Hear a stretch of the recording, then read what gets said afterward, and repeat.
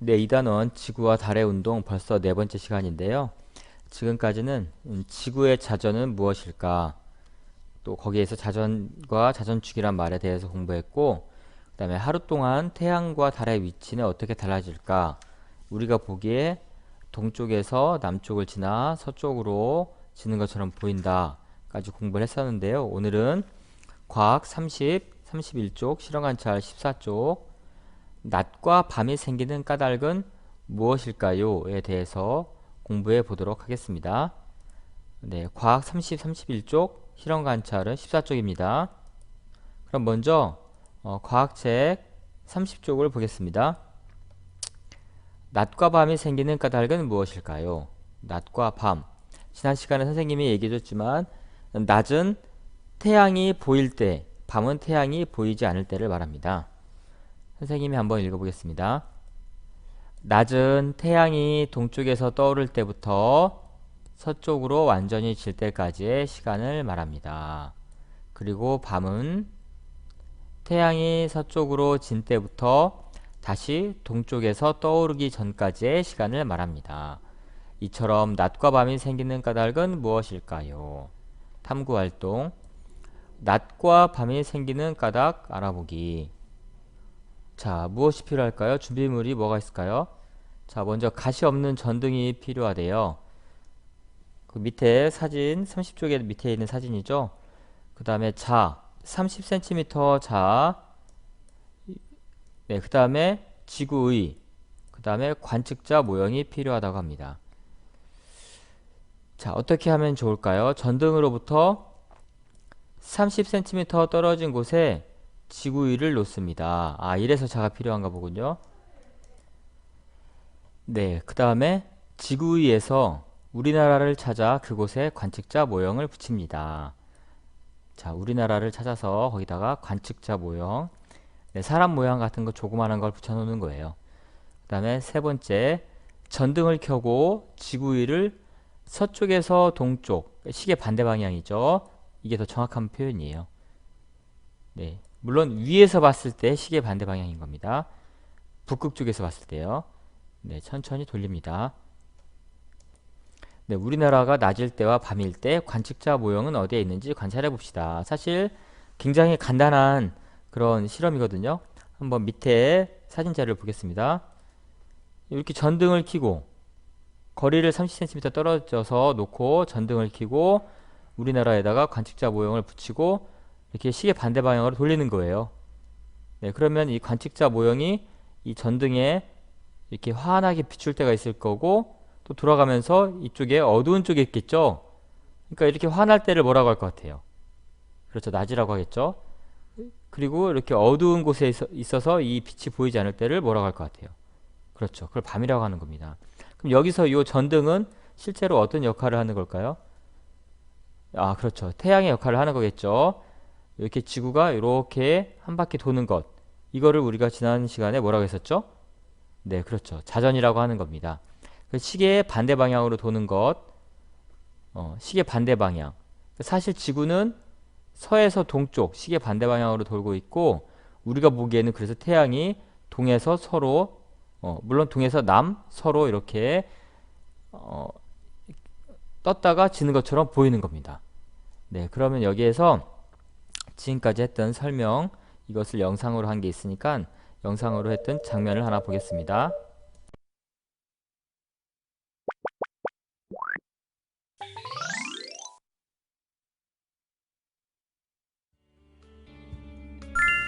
낮과 밤이 생기는 까닭은 무엇인지 지구위를 이용해 알아볼까요? 갓없는 전등은 태양, 지구위는 지구, 관측자 모형은 지구에서 태양의 움직임을 보고 있는 사람의 역할을 한다고 가정하고 실험을 시작해 봅시다. 먼저 전등으로부터 30cm 떨어진 곳에 지구위를 놓아주고요. 지구위에서 우리나라를 찾아 그곳에 관측자 모형을 붙여줍니다. 그런 다음 전등을 켜고 지구위를 서쪽에서 동쪽인 시계 반대 방향으로 천천히 돌려봅시다. 관측자 모형이 빛을 받아 밝은 쪽에 있기도 하고 빛을 받지 못해 어두운 쪽에 있기도 하는데요. 빛을 받아 밝은 쪽은 낮이 되고 빛을 받지 못하는 쪽은 밤이 되는군요. 그렇다면 우리나라가 낮일 때와 밤일 때 관측자 모형은 어디에 있는지 관찰해 볼까요? 우리나라가 전등 쪽으로 나오면서 관측자 모형이 점점 빛을 받기 시작하는데요.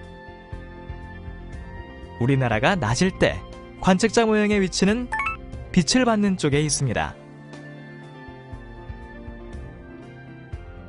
지구위를 좀 더 돌려보니 우리나라가 전등 반대쪽으로 돌아가면서 관측자 모형을 비추던 빛이 점점 사라지네요. 우리나라가 밤일 때 관측자 모형의 위치는 빛을 받지 못하는 쪽에 있습니다.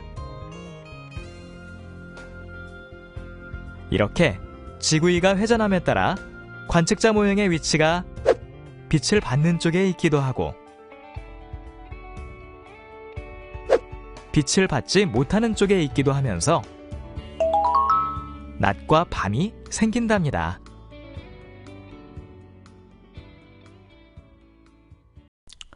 네, 영상 잘 봤죠? 그럼 이번에는 과학책 31쪽을 보겠습니다. 31쪽에 한 페이지 가득 그림과 함께 설명이 나와 있는데 생각해 볼까요?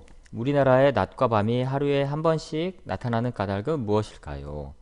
그렇죠. 하루에 한 번씩 낮과 밤이 나타나는 까닭은 바로 그렇죠. 하루에 한 번 지구가 딱 한 바퀴 돌기 때문이죠. 그걸 뭐라고 하죠? 네, 그렇죠. 바로 자전을 하기 때문이에요. 지구는 하루에 한 번, 딱 한 바퀴씩 자전을 합니다. 그러니까 하루에 한 번 낮과 밤이 나타나는 거예요. 지구가 자전하면서 태양빛을 받는 쪽은 낮이 되고 태양빛을 받지 못하는 쪽은 밤이 됩니다. 이 때문에 낮과 밤이 하루에 한 번씩 번갈아 나타납니다. 네. 자, 그러면 여기서 실험 관찰 14쪽을 한번 정리해 보도록 하겠습니다. 자, 실험 관찰 14쪽을 보면 탐구활동 낮과 밤이 생기는 까닭 알아보기 1. 우리나라가 낮일 때와 밤일 때 관측자 모형의 위치를 지구의 위에 표시해 봅시다. 네, 낮과 밤일 때. 자, 먼저 낮일 때. 낮일 때는 관측자 모형을 어디에 하면 좋을까요? 그렇죠. 요 정도에 이렇게 표시하면 되겠습니다. 너무 크게는 하지 마세요. 네, 여기 낮일 때는 요 정도. 태양빛이 보이는 이 정도 위치. 그다음 밤일 때. 그렇죠? 밤일 때는 이렇게 그렇죠. 여기 태양빛이 보이지 않는 쪽. 낮과 밤일 때 이렇게 관측자 모형을 표시하면 되겠습니다. 다시 깔끔하게 한번 봐요. 이렇게. 네, 그 다음에 생각해 볼까요? 우리나라의 낮과 밤이 하루에 한 번씩 나타나는 까닭은 무엇일까요? 좀 길게 한번 적어보고 생각을 해보도록 하겠습니다.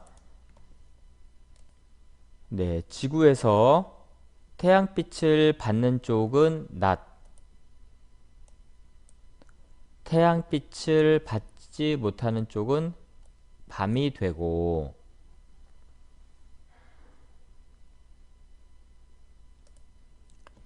지구가 하루에 한 바퀴 자전하면서 태양빛을 받는 쪽이 달라지기 때문이다. 네, 다시 한번 읽어볼게요. 여러분들이 실험한 차례 다 적어보세요. 자, 우리나라의 낮과 밤이 하루에 한 번씩 나타나는 까닭은 무엇일까요? 지구에서 태양빛을 받는 쪽은 낮, 태양빛을 받지 못하는 쪽은 밤이 되고 지구가 하루에 한 바퀴 자전하면서 태양빛을 받는 쪽이 달라지기 때문이다. 네, 그래요. 이게 바로 지구의 낮과 밤, 바로 무엇과 관련된다? 그래서 자전과 관련된다는 걸 알 수 있죠. 그럼 여기서 이 지구의 낮과 밤에 관련된 영상을 한 편 보도록 하겠습니다.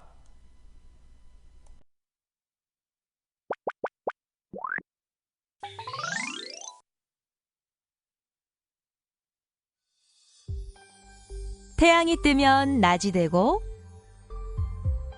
태양이 지면 밤이 됩니다. 그리고 밤이 지나고 나면 다시 태양이 떠서 낮이 되는데요. 이처럼 낮과 밤이 생기는 까닭은 무엇일까요? 지구는 태양의 빛을 받는 밝은 부분과 태양의 빛을 받지 못하는 어두운 부분이 생기는데요. 밝은 부분이 낮이 되고 어두운 부분이 밤이 되죠. 그리고 지구가 자전을 하기 때문에 낮인 지역과 밤인 지역은 계속 달라진답니다. 지구가 자전하여 우리나라가 태양빛을 받으면 밝은 낮이 되고 태양빛을 받지 못하면 어두운 밤이 되는 것이지요. 이처럼 지구가 하루에 한 바퀴씩 자전하면서 태양빛을 받는 쪽이 계속 달라지기 때문에 낮과 밤은 하루에 한 번씩 나타나게 된답니다.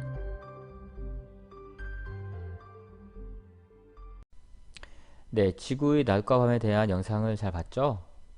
그럼 여기 다시 한번 여기 실험관찰 14쪽에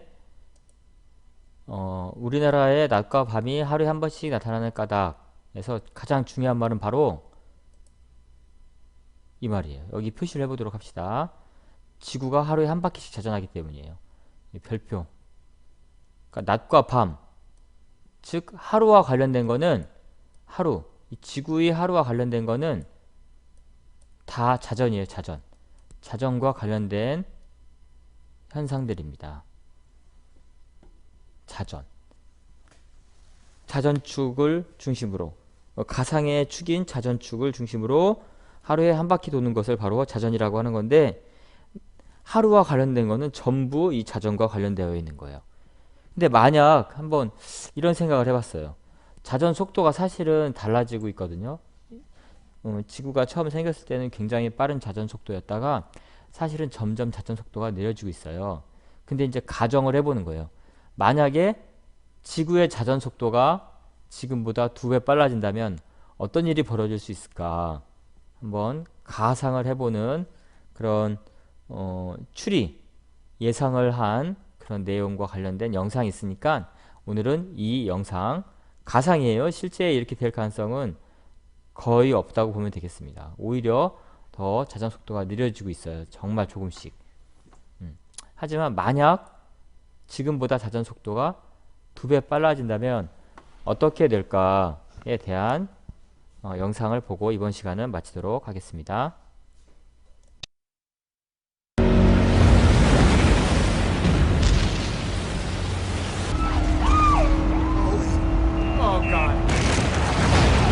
적도에 사는 사람들은 시속 1600km로 지구를 따라 회전하고 있습니다. 적도에서 멀어져 극지로 갈수록 회전 속도는 느려지죠. 그러나 우리는 어디에 있던 지구의 자전을 느끼지 못합니다.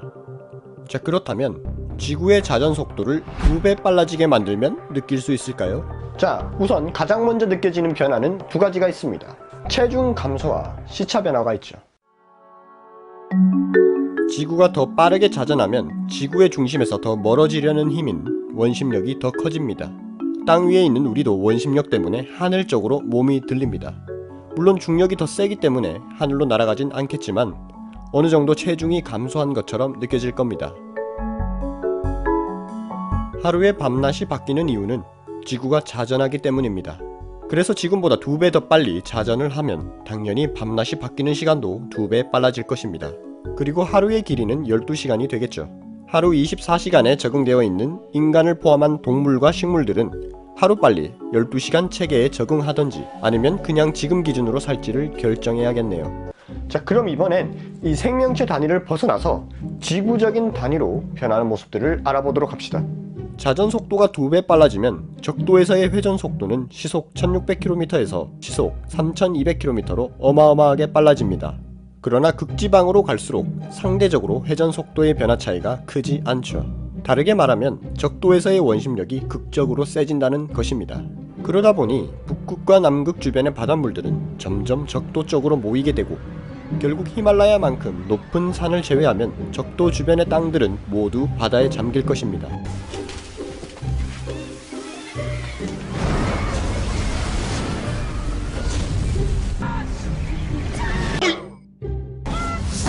문제는 바닷물만 모이는 것이 아닙니다. 원심력 때문에 주변의 땅도 적도 쪽으로 몰리게 될 것입니다. 결국 지구의 지각판들이 당겨지고 부딪히면서 지구 곳곳에 거대한 지진들이 발생할 것입니다. 전 지구적 재난이네요.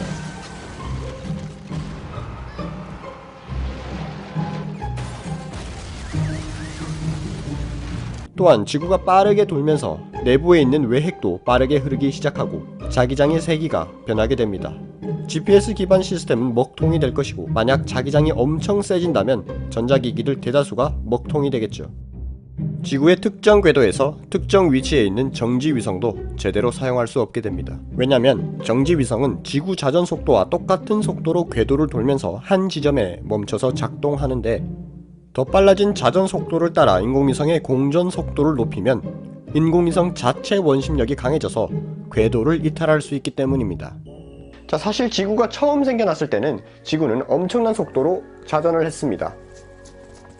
그러다가 이 거대한 운석 충돌로 달이 생겨나고 또 이 달이 지구를 공전하면서 지구의 자전 속도는 점점 느려졌죠. 특히 지난 3000년 동안 지구의 자전 속도는 100년마다 0.002초씩 느려지고 있습니다. 다르게 말하자면 100년마다 하루의 길이가 0.002초씩 늘어나고 있다는 뜻입니다. 자, 현재로선 적어도 지구의 자전 속도가 빨라질 일은 없을 것 같네요. 자, 지구의 자전 속도가 2배 이상 빨라지면 어떻게 되는지 간단하게 알아보았습니다. 자, 여러분들의 생각은 어떤가요? 자전 속도가 2배 이상 빨라졌을 때 어떻게 될지 여러분들의 생각 댓글로 많이 남겨주시길 바랍니다. 그리고 이번 영상이 도움이 되셨다면 좋아요와 구독 꼭 부탁합니다.